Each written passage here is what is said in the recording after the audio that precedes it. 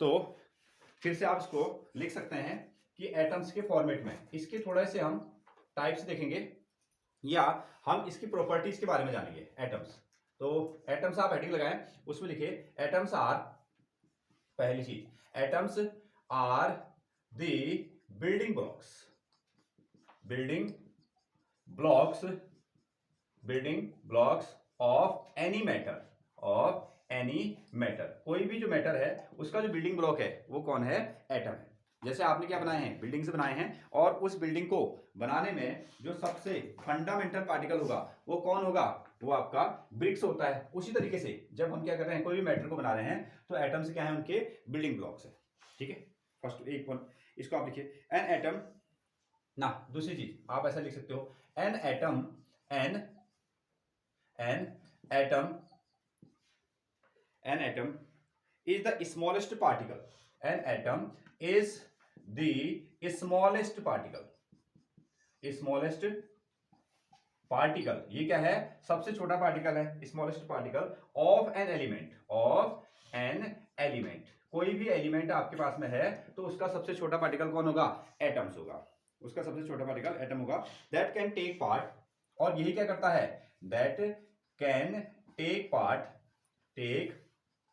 Part in any chemical reaction, in any chemical reaction. जब भी दो मटेरियल के बीच में क्या हो रहा है? रिएक्शन हो रहा है, दो चीजें आपस में क्या कर रही हैं? रिएक्शन कर रही हैं, तो उनमें जो रिएक्शन में जो पार्टिसिपेट करने वाला है वो कौन है? आपका एटम है। ठीक है, so an atom is the smallest particle of an element. किसी भी एलिमेंट का जो सबसे छोटा पार्टिकल है उसको आप क्या कहते हो? एटम कहते हो। और एटम ही वो चीज है जो उस दो चीजों के रिएक्शन में क्या करता है? पार्टिसिपेट करता है। ऐसा आप इसको लिख सकते हो।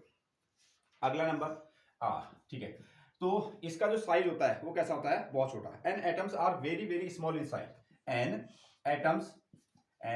Atoms are very very very very small in size, small in size, in size. तो काफी टाइम हमने एटम्स के बारे में लिख दिया, डाल्टन की एटॉमिक थ्योरी भी हमने पढ़ दी है, तो आप एटम्स के बारे में ये सब चीजें लिख सकते हो। Atoms are very very small in size, very very small in size. So again, जैसे अगर हमने एक एटम के बारे में सोचा होगा तो वो एटम कैसा हो सकता है? अगर आप ये समझिए, अगर एक एटम के बारे में आप सोचते हैं तो उसको आप मैथमेटिक के फॉर्मेट में कैसा फिगर सोच कर सकते हैं? स्फीयर जैसा। आपने ये सोचा है कि एक एटम अगर हमको मिलेगा तो उसका जो शेप रहा होगा वो कैसा होगा? स्फीयर के जैसा हुआ होगा, स्फीयर का जैसा उसका शेप रहा होगा। अगेन, अच्छा, अगर हमको उसको एक स्फीयर कंसीडर करना है, उसको अगर हमने मान लिया कि हमने एक एटम सोचा वो कैसा है? स्फीयर जैसा है, स्फीयर जैसा है। और इस स्फीयर के पास में क्या होगी? रेडियस। इस स्फीयर के पास में क्या होने वाली है? रेडियस होने वाली है। ठीक है, अगर इसका रेडियस क्या है? छोटा है, तो इसका मतलब ये वाला जो बॉल है, ये जो स्फीयर है वो भी कैसा है? छोटा है। अगेन, अगर इसका रेडियस बड़ा होगा, इसका रेडियस क्या होगा? बड़ा होगा, तो इसका मतलब ये बॉल भी कैसा होगा? बड़ा होगा। ठीक है, इस केस में हम क्या कहते हैं? जो एटम का जो रेडियस होगा, एटम का जो रेडियस होगा, इस रेडियस को हम क्या कहेंगे? एटॉमिक रेडियस कहेंगे। क्या कहने वाले हैं? Atomic radius. अगर एटॉमिक रेडियस बड़ा है तो बॉल कैसा है? बड़ा, स्फीयर कैसा है? बड़ा, एटम से कैसा है? बड़ा। ऐसा क्या समझ सकते हो? ठीक है, अगेन, अगर इसका रेडियस कैसा है? छोटा है, तो इसकी जो साइज है वो भी कैसा हो गया? छोटा हो गया। ठीक है, एटम के केस में इस रेडियस को हम क्या कहते हैं? एटॉमिक रेडियस कहते हैं। ठीक है, जितना एटॉमिक रेडियस कम होगा उतना छोटा क्या होने वाला है? बॉल होने वाला है या एटम होने वाला है। हाँ, नेक्स्ट पॉइंट इसमें लिखिए the size of an atom. इसको लिखने का तरीका हमारे पास में, the size of an atom, the size of an atom. एक एटम का जो साइज होगा, the size of N atom is indicated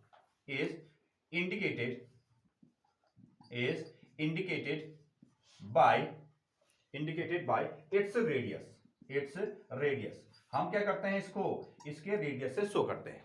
ठीक है, the size of N atom is indicated by its radius which is called, जिसको हम क्या कहते हैं? Which is called atomic radius, which is called atomic radius. इसका नाम क्या होगा? एटॉमिक रेडियस होगा, which is called atomic radius. अब इसको मेजर करने का भी हमारे पास में तरीका होता है ना। अगर आप डिस्टेंस ट्रेवल कर रहे हैं, अगर आप डिस्टेंस ट्रेवल कर रहे हैं तो किस में आप ट्रेवल करते हैं? हाँ, किलोमीटर में आप डिस्टेंस को ट्रेवल करते हैं। अगर हम बुक में काम करते हैं तो हमारे पास में कॉपी में जो स्केल है, स्केल को हम किस में मेजर करते हैं? सेंटीमीटर में। अगर हम कपड़े खरीद के लेके आते हैं तो किस में लेके आते हैं? मीटर में लेके आते हैं। तो there are different types of measurement. तो बहुत तरीके क्या है इसमें मेजरमेंट्स होते हैं। अगर हमको एटम की इस रेडियस को नापना है, एटम के इस रेडियस को नापना है तो कैसे नापेंगे? नैनोमीटर में। ठीक है, तो नया सेंटीमीटर में नहीं नापेंगे, मीटर में नहीं नापेंगे, किलोमीटर में नहीं नापेंगे। तो इसके लिए हमने एक नया यूनिट बनाया है विच इज नैनोमीटर। ठीक है, हाँ, इसमें लिखें एटॉमिक रेडियस इज मेजर्ड, या इट इज मेजर्ड, ऐसा कह सकते हो। Atomic radius is measured in nanometre.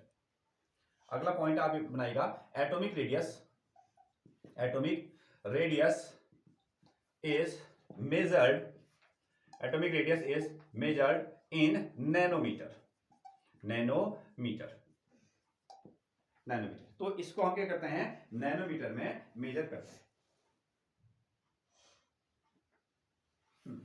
इसको हम नैनोमीटर में मेजर करते हैं। अगेन अब क्वेश्चन ये है, अगर आप सेंटीमीटर से मीटर में जाएंगे तो क्या होगा? सेंटीमीटर से अगर आप मीटर में जाने वाले हो तो उसमें क्या होने वाला है? 2 जीरो का हेरफेर करते हैं। अगर हम किलोमीटर में जाएंगे तो क्या करेंगे? 3 जीरो का हेरफेर करते हैं ना। ये तो होता है 1 किलोमीटर इज इक्वल टू कितना मीटर? 1 किलोमीटर में कितने मीटर हैं? 1000 मीटर हैं। ठीक है, और 1 मीटर में कितने सेंटीमीटर हैं?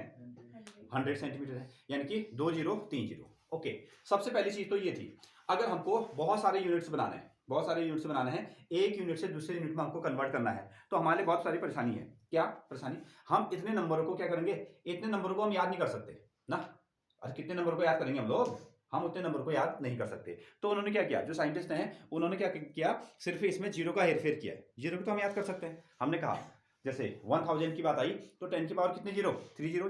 ठीक है, 100 की बात आई तो कितने zero? 10 to the power 2 zero ना। इस तरीके से बहुत सारी चीजें आई। समझ पा रहे हो क्या हम कहना चाह रहे हैं? यहाँ को एक यूनिट से जब दूसरी यूनिट में कन्वर्ट किया जाता है तो सिर्फ जीरो ही बढ़ते हैं, जीरो ही घटते हैं।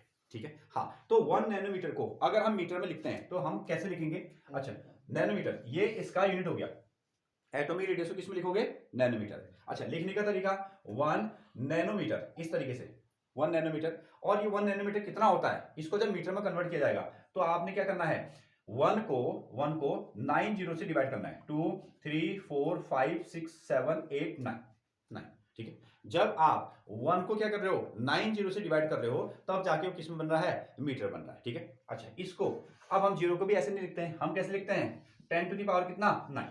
10 टू दी पावर कितना? 9। या मिल गया आपको अगेन मीटर। और सिंपल फॉर्मेट में ऐसा लिखा जाएगा 1 nanometre is equal to 10 to the power, इसको ऊपर लेके आओ, ये प्लस में है ना, नीचे ऊपर लाओगे तो कितना? -9 मीटर। कोई भी चीज आपको नैनोमीटर में दी है और हमने कहा कि उसको आप क्या कर दो? मीटर में कन्वर्ट कर दो, तो क्या करने वाले हो? 10 की पावर -9 से तुरंत आप उसको मल्टीप्लाई कर दोगे। No doubt. हमारे पास में बहुत सारे मटेरियल तो हैं, बहुत सारे एलिमेंट हैं, बहुत सारे मटेरियल हैं, बहुत सारे क्या हैं? एलिमेंट्स हैं। तो उसमें से सबसे छोटा रेडियस किसका बता सकते हो? ठीक है, सबसे छोटा, बहुत सारे एलिमेंट्स हमारे पास में। तो अगर आप पीरियोडिक टेबल में देखते हो तो सबसे पहला एलिमेंट किसका नाम आता है? हाइड्रोजन का आता है। तो हाइड्रोजन का नाम आता है तो इसका मतलब है उसका जो साइज है वो कैसा है? सबसे छोटा है। ठीक है, क्यों? क्योंकि उसके पास में क्या है? एक ही इलेक्ट्रॉन है। उसके पास में क्या है? एक इलेक्ट्रॉन है, एक इलेक्ट्रॉन है, एक प्रोटॉन है। तो उसका साइज कैसा हो गया? सबसे छोटा हो गया। अगर उसका साइज सबसे छोटा हो गया तो उसका जो रेडियस होगा वो भी कैसा होगा? सबसे छोटा होगा। ठीक है, समझ पा रहे हैं? ठीक है, तो सबसे छोटा एलिमेंट कौन? हाइड्रोजन। ठीक है, सबसे छोटा एटॉमिक रेडियस किसका? हाइड्रोजन का हो गया। किसका हो गया? हाइड्रोजन का हो गया। ठीक है, अगला पॉइंट इसमें लिखिए, hydrogen atom is the smallest atom. Note down, hydrogen atom, hydrogen atom, atom is the smallest atom, smallest atom, atom in all, in all. ठीक है, जितने भी एलिमेंट हैं, जितने भी एलिमेंट हैं उन सब में हाइड्रोजन का जो एटम है वो सबसे छोटा होता है। ठीक है, अच्छा, इसका अगर हम एटॉमिक रेडियस चेक करें, ठीक है, इसका जो एटॉमिक रेडियस है, एटॉमिक रेडियस, इसका जो एटॉमिक रेडियस होगा वो कितना है? विच इज 0.037 नैनोमीटर, ठीक है। 0.037 नैनोमीटर क्या होता है, इसका एटॉमिक रेडियस होता है। अच्छा, नैनोमीटर से जब आप मीटर में, हाँ यहां लिखा गया है hydrogen atom is the smallest atom in all, सारे एलिमेंट्स में सबसे छोटा एटम किसका होगा, हाइड्रोजन का, ठीक है। और उसका एटॉमिक रेडियस कितना होगा, 0.037 नैनोमीटर। नैनोमीटर के जब आप मीटर में कन्वर्ट करोगे तो क्या करने वाले हो, 10⁻⁹ से मल्टीप्लाई कर दोगे, ठीक है, इस तरीके से। अगेन एक चार्ट हम इसमें बनाते हैं, बहुत सारे जो भी एलिमेंट्स हैं, तो इस तरीके से आप इसको लिख सकते हैं। जैसे एलिमेंट, तो पहला एलिमेंट हमको क्या मिलता है, हाइड्रोजन।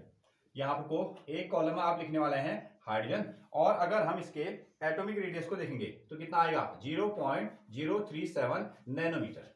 ये कितना हुआ, नैनोमीटर, इतना इसका एटॉमिक रेडियस है। दूसरा ले लो आप कार्बन, ठीक है, दूसरा ले लो कार्बन का एटम, 0.0 नैनोमीटर। इसका साइज थोड़ा बढ़ गया, 37 से कहां चला गया, ये 77 तक। अगला आप इसमें लीजिए nitrogen, next one is nitrogen, ये होगा आपका 0.074 नैनोमीटर। ऑक्सीजन, अगला हो जाएगा आपका, ऑक्सीजन का जो एटम है उसका साइज हो गया आपका 0.073 नैनोमीटर। उसी तरीके से क्लोरीन, अगर हम क्लोरीन की बात करें तो 0.099 नैनोमीटर, ये इसका साइज है। और हम बात करें सल्फर की, ठीक है, next one is sulphur which is 0.104 nanometre. आपको इनको याद करने की जरूरत नहीं है, आप सिंपली इसको देख सकते हैं कि हाँ ऐसा है। हाइड्रोजन जो होगा सबसे स्मॉलेस्ट साइज रखता है, ठीक है, इन सब में हाइड्रोजन जो है सबसे स्मॉलेस्ट साइज रखता है। अगर आप याद करना चाहें तो याद कर सकते हैं। नैनोमीटर को अगर आप मीटर में चेंज करोगे तो क्या करने वाले हो, 10⁻⁹ से मल्टीप्लाई कर दोगे, वो सीधे मीटर में कन्वर्ट हो जाएगा। हाँ, इनके साथ परिचित होना है आपको ना, ये सब जो एलिमेंट हैं अब बार बार आपको मिलेंगे, ठीक है।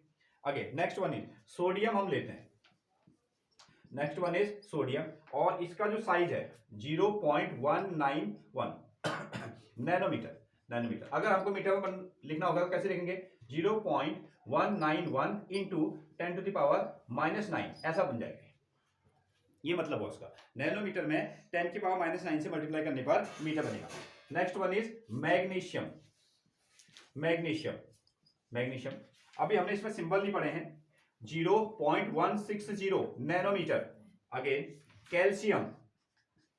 कैल्शियम, ये आपको मिलने वाला है 0.197 nanometre. Next one is iron, 0.126 nanometre. Again next one is copper, ये मिला आपको 0.128 nanometre. Next one is gold की अगर हम बात करें, गोल्ड तो 0.144 नैनोमीटर। इस तरीके से कुछ एलिमेंट्स आपको दिखाए गए ना, तो उनमें से एक जनरल आइडिया आप ले सकते हो कि किसका साइज कितना बड़ा होगा, किसका जो बॉल होगा, जिसका जो एटम होगा वो कितने बड़ा साइज को रखता है, ठीक है, इस तरीके से। तो स्मॉलेस्ट आपको इसमें देखना है कि हाइड्रोजन का एटॉमिक रेडियस सबसे छोटा है, तो हम उसको सिंपल वे में नहीं लिख सकते। हाँ, इसमें देखें आप, यहां आपको मिलेगा अगला पॉइंट, ठीक है, the size of atom is very small. तो इसका जो साइज है ना वो बहुत छोटा है, जो कि आप पहले ही लिख चुके हैं, ठीक है, small, that we can not सी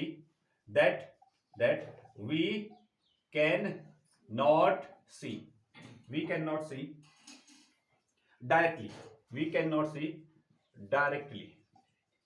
तो हम इसको ना सीधे नहीं देख सकते, इसलिए हमने क्या बनाया है, इसमें स्कैनिंग टनलिंग माइक्रोस्कोप। तो यहां आपको मिलेगा स्कैनिंग, ये स्कैन कर रहा है एक तरीके से, ये है आपका स्कैनिंग टनलिंग माइक्रोस्कोप,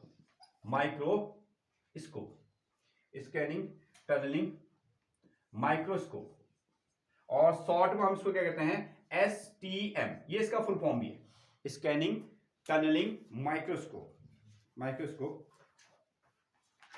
ठीक है। हाँ, इनेबल अस, ये क्या करता है आपको, इनेबल अस इसने हमको तैयार किया है, इनेबल अस टू सी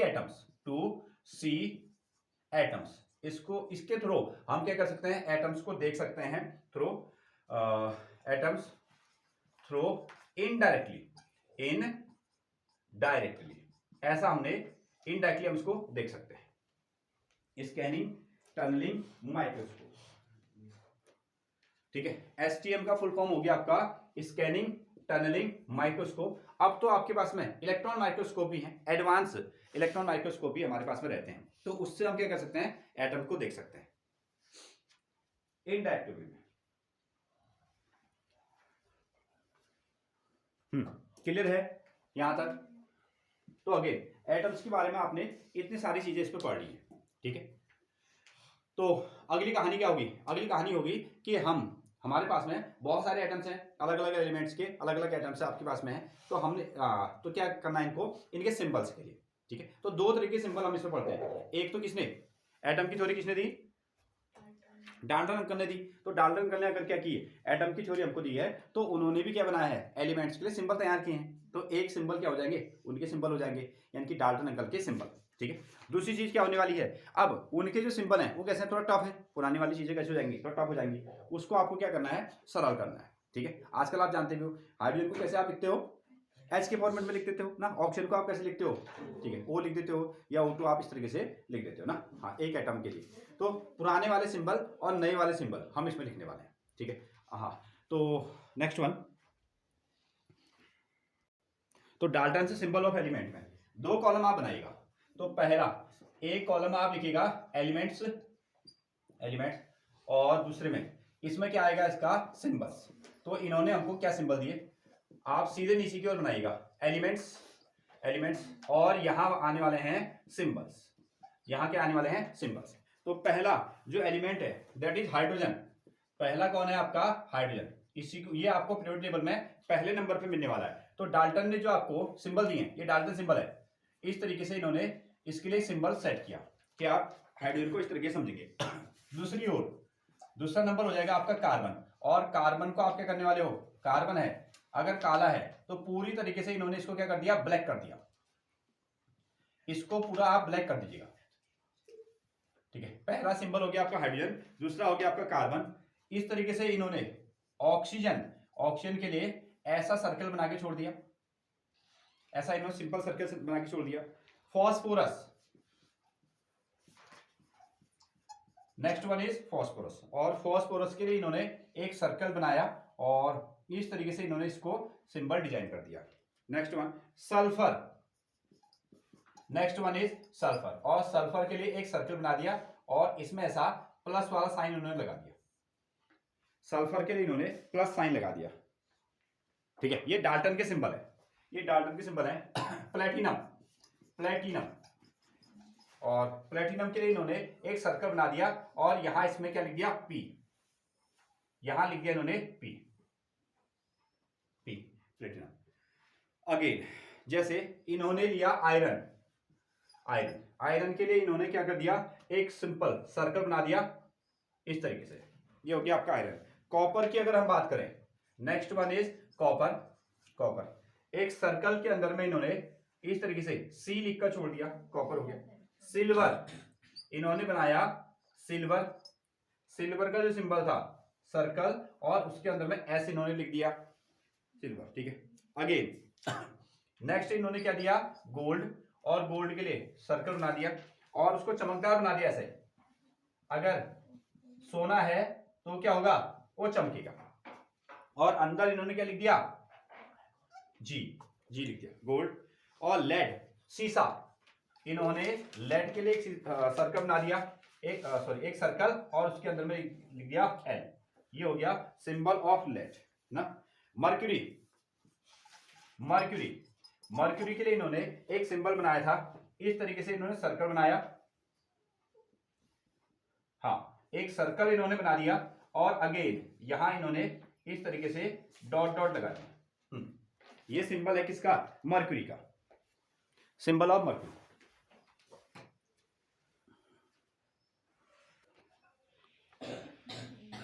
एक सर्कल बना दो और उसके पास में ये पुराने वाले सिंबल है, इनका हम यूज नहीं करते हैं, अब हम नए सिंबल का यूज करते हैं, ऐसा सर्कल, और उसके अंदर में आप ऐसे डॉट लगा दीजिएगा। ठीक है, तो हाइड्रोजन का सिंबल, कार्बन का symbol, oxygen, phosphorus, sulphur, platinum, iron, copper, silver, gold, lead and mercury, ये डाल्टन के सिंबल है। तो पुराने वाली चीजें को तो आप क्या कर सकते हो, उसको आपने देखा, लेकिन हम जो पहले वाले डाल्टन अंकल के जो सिंबल हैं उसका हम आजकल यूज नहीं करते हैं। हम किसका यूज करते हैं, हम मॉडर्न सिंबल का यूज करते हैं। तो पहला एलिमेंट कौन है आपका, एक कॉलम में एलिमेंट्स और दूसरे में क्या आएंगे, आपके सिंबल्स आएंगे। तो पहला एलिमेंट कौन हो जाएगा, हाइड्रोजन। पीरियोडिक टेबल में भी हाइड्रोजन, इसका जो एटॉमिक नंबर है वो कितना होता है, 1 होता है। तो इसका सिंबल कैसा, हाइड्रोजन के लिए आप क्या लिखने वाले हो, इसका पहला नंबर या पहला अल्फाबेट एच लिख लोगे। दूसरा कौन होता है आपका, हीलियम। हाइड्रोजन के बाद में आता है आपका हीलियम, और इसको लिखा जाएगा He, capital H small e, helium. Next one is lithium. Lithium इसको कैसे लिखते हैं, Li, ठीक है, capital L small I, lithium.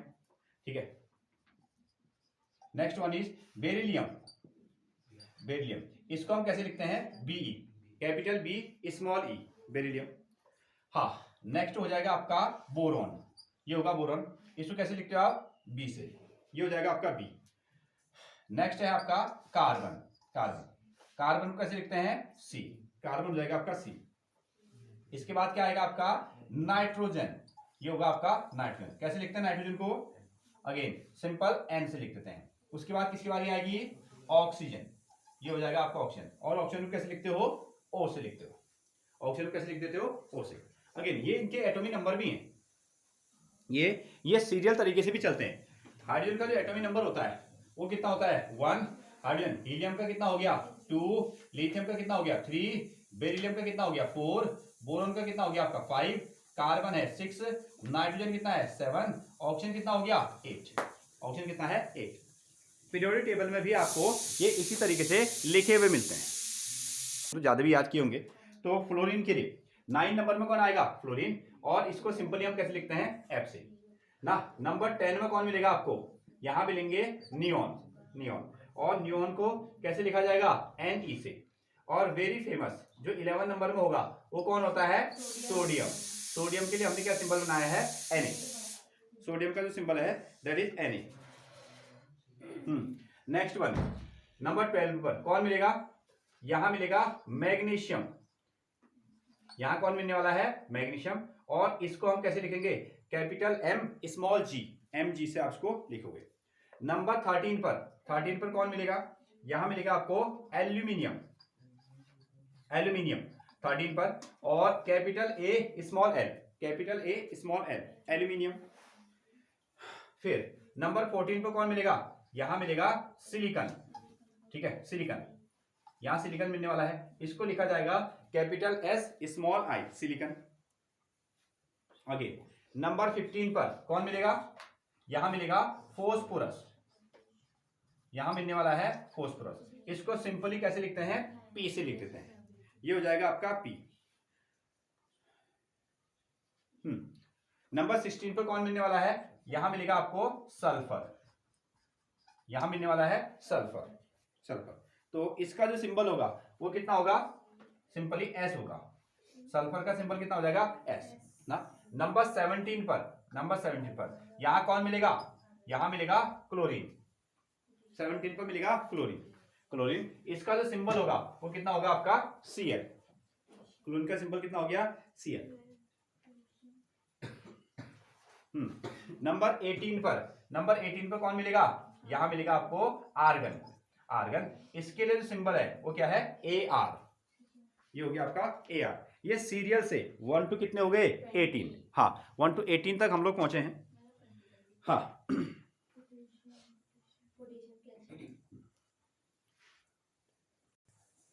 तो 30 तक आप इसको याद कर सकते हैं। तो इतने तक के साइंस में आपको ना ये चीजें बार बार मिलेंगी ना। जैसे 19 पर कितना हो गया, पोटेशियम। ठीक है, पोटेशियम का सिंबल हो गया आपका K। 20 पर क्या मिलेगा आपको, calcium, represented by Ca। Scandium Sc। Next one titanium TI, vanadium ये क्या मिलेगा आपको V, इसको भी आपको सुनने को मिलेगा। क्रोमियम ये लिखा जाएगा आपका CR। मैग्नीज, मैग्नीज भी आपको बार बार समझ में आता है कितना Mn ना। मैग्नीशियम, मैग्नीशियम कितना होता है 12, मैग्नीज कितना होता है 25। हाँ आयरन भी आपको बार बार मिलेगा, दैट इज ये क्या है आपका Fe। अगेन कोबाल्ट ये क्या हो गया आपका CO। Nickel Ni। कॉपर, ठीक है कॉपर फिजिक्स में भी आपको बार बार मिलने वाला है कॉपर के वायर, दैट इज कितना हो गया आपका Cu। ये स्पेलिंग और सिंबल में अंतर है, COPPER ये इसकी स्पेलिंग है, सिंबल है Cu। और 30 में क्या मिलेगा आपको जिंक, दैट इज Zn। यहां से आप इसको याद कर सकते हैं, इतना तो आपको याद होना ही चाहिए इसमें ना, तो अगले क्लास के लिए भी ये इंपॉर्टेंट हो जाता है। हाँ इसमें आप हेडिंग लगा सकते हैं IU, हाँ IUPAC। तो इसका फुल फॉर्म क्या है, ये हो गया आपका इंटरनेशनल यूनियन ऑफ, इसको आप लिखें international union of pure and applied chemistry. International union of pure and applied chemistry applied chemistry. तो ये एक क्या है, एक संस्था है, सिंपल, ठीक है सिंपल शब्दों में हम इसको क्या कहते हैं IUPAC। ये क्या है, एक संगठन है, एक यूनियन है, ठीक है, जो क्या करेगी केमिस्ट्री में जितने भी नई चीजें इजाद होंगी, नई चीजें डिस्कवर होंगी, उसका क्या नाम होगा, ठीक है, ये जो संगठन है, ये जो संस्था है वो डिसाइड करने वाली है। सिंपली आप इसको IUPAC फॉर्मेट कहते हो। एक तो क्या होता है आपका कॉमन नेम हो जाता है, एक आपका कॉमन नेम होगा, ठीक है, जिसको आप साधारण भाषा में कहोगे, लेकिन केमिकल फॉर्मेट में, रासायनिक भाषा में या साइंटिफिक मेथड से जो नाम होगा उसका अलग नाम होगा, ठीक है, उनको ये लोग देंगे। और इस संगठन का नाम क्या है IUPAC।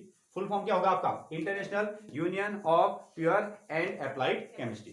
ये हर क्लास के लिए इंपॉर्टेंट है। आप 9th में 10th में 11th में 12th में किसी भी फॉर्मेट में आप जाओगे, कॉम्पिटिटिव एग्जामों में भी आपको जाओगे तो वहां भी ये क्या होगा, इसका फुल फॉर्म के लिए 1 नंबर का क्वेश्चन बन जाता है हमेशा, तो आप इसको याद करेंगे।